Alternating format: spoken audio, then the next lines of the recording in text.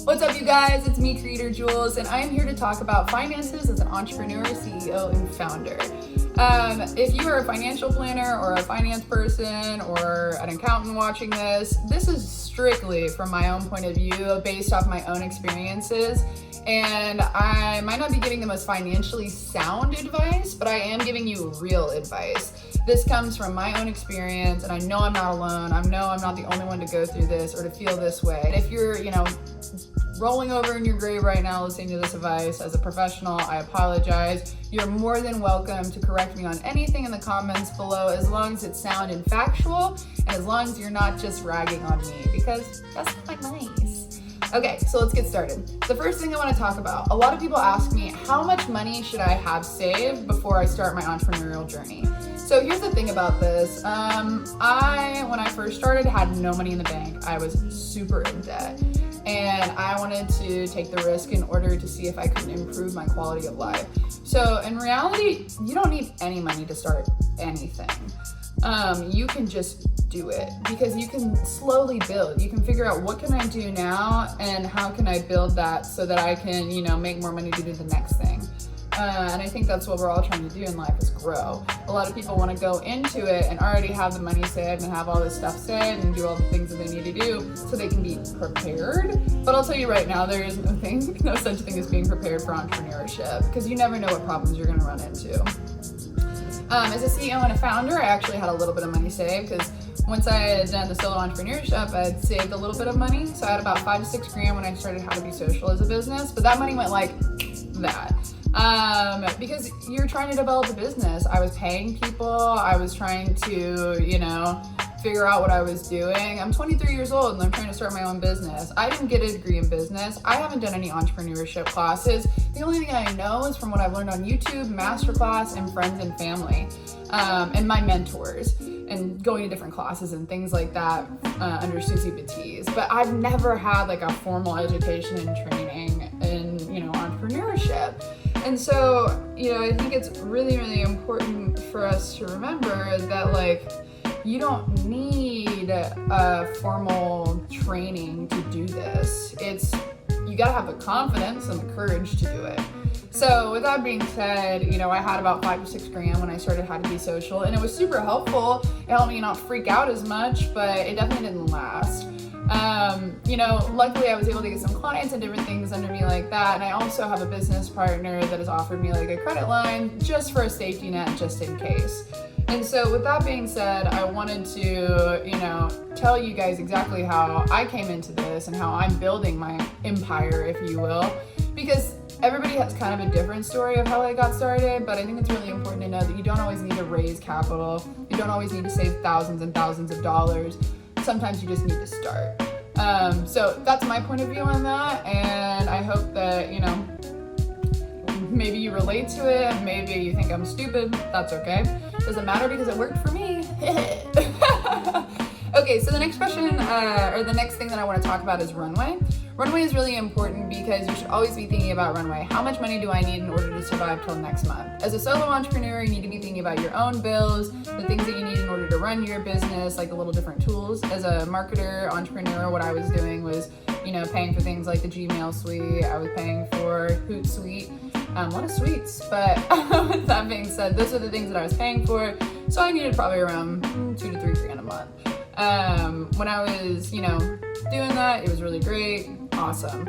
As a founder and CEO with multiple people underneath me, I need way more money than that in the bank at all times, because not only do I have to pay my employees, but I also have to think about, what if something like COVID-19 happens, or like, what if a client just decides to drop off, These people, I'm not responsible solely for myself anymore. I'm responsible for, 4 or 5 other people's rent, and I'm responsible for making sure that they get fed and all those types of things. So, when you're starting a business with people involved in it, it requires a certain level of trust. And, people are coming to you and trusting that you're going to pay them every single month. So it's really, really important that you do that. So if you want to start like a business with other people on it, and I guess that's kind of how I separate, those two, being a solo entrepreneur versus being a founder and a CEO. One is a lot of fun and you don't have to really have a care in the world. The other one is a lot more responsibility, but you get a lot more impact out of it. So with that being said, that's, Runway, and you just need to make sure that, I would say you should probably have about 3 months of runway at all times and trying to have that and stabilize that. Now, if you can't do that, if it's hard, if you're building a business, I get it. Like, sometimes it's just not a reality. I remember, when I started my business, and even now, like, it's tough. Like, it's not, oh, I'm just gonna have this amount of money in my bank all the time. Like, no, you gotta pay things happen, you do the math wrong. Like, it's just not always fun. With that being said, it's okay. Like, if you make a mistake in the financial department, it's just like any other mistake you make in business. It can be fixed. You can come back from it. So financial modeling, a lot of people have asked me, like, what is financial modeling? Is it important for my business? If I'm starting a business, do I need to have a financial model? So what I've come to think about financial modeling is that it's good to give you perspective of where you're going, but it doesn't need to be, touched every single day. Maybe once a month, once every 2 months, you should revisit it and say, okay, these are the things that have changed. These are the employees that are, here right now. I let somebody go, or, I realized that this client isn't actually going to, I thought this client was going to pay this much, but really they're only going to pay this much. Whatever it may be, you just have to be prepared for that. So for me, financial modeling is not a huge part of my business right now, especially because I'm super young and a lot of things change. And not young in the regards of like my age, but the company is young. So, we pivot, we try different things all the time. And so we're still trying to find our footing and trying to find what sticks for people. And so the financial modeling thing, it is important, especially if you're doing anything with tech or product service related. It's important to, and you're asking investors for money, it's important to show them a financial model so that they know that the finances are important, because truly finances are the foundation of any good business. And it's good to know where you're going and have a good idea of how much money you need. I remember I was like, I'm gonna hit $1 million in revenue my first year, which not that it's not possible, totally still possible, but I didn't realize like a ton of work goes into that. Like, $1 million is a lot of hard work and a lot of energy and a lot of growth. But with that being said, I know that we're still gonna get there. If it's not in the first year, I get it. But I made the financial model with that being my goal. And it showed me the reality of trying to hit that goal. And so, I work my butt off and I do my best, but, sometimes you don't always hit the financial model. Okay, with that being said, the last thing that I did want to talk about, and I want to, kind of get intimate with you guys here for a second. It's okay to be poor.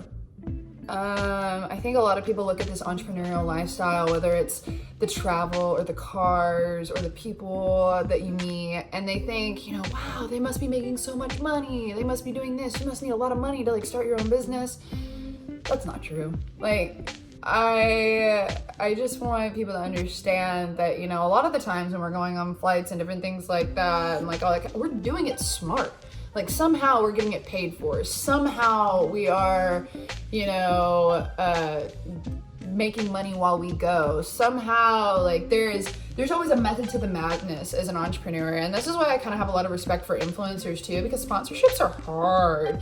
Getting businesses to pay you to just goof off with their money and enjoy it is really tough.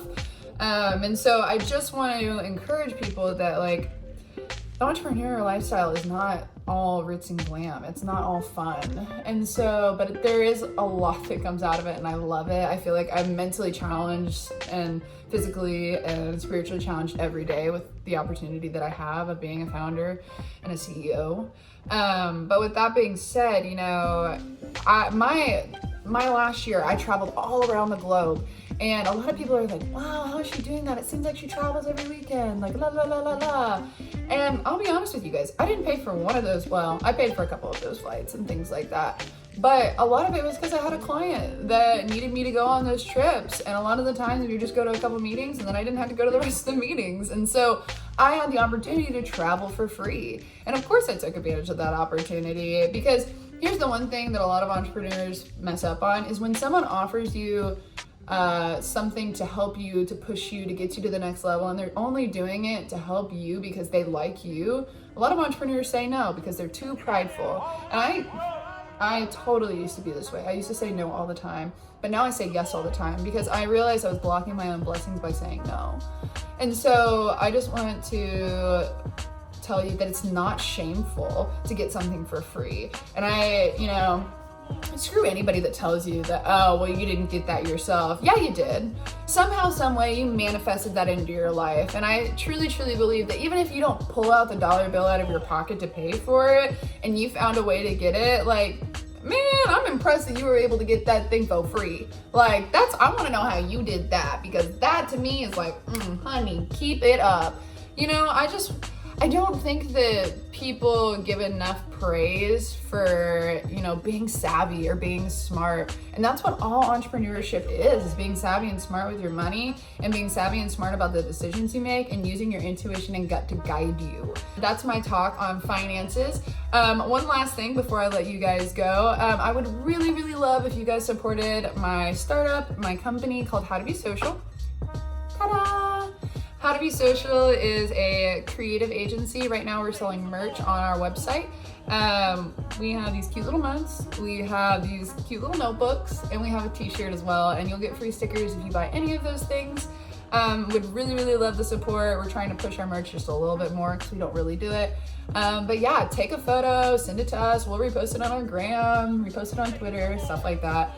All right, guys, well, that's really it. I hope that y'all enjoyed this video. I hope that you got some value out of it. Remember, you're all gems, and stay social.